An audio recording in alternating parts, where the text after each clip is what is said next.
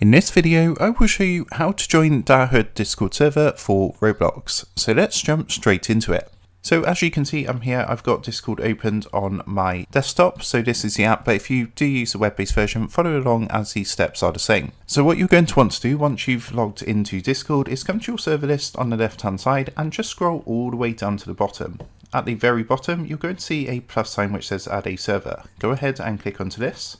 And it's going to bring up a window like this. Now at the bottom it says have an invite already. What you want to do is press the join a server button and then type the following invite link, which is discord.gg/Dahood.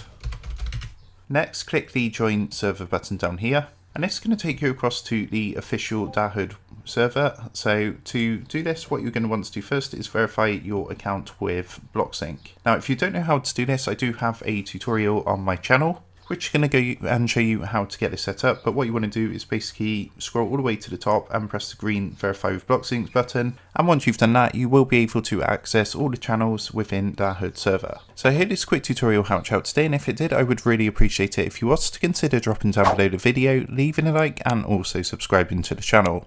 With that being said, I just want to take a minute to thank you guys for watching this quick tutorial, and I will see you in the next video.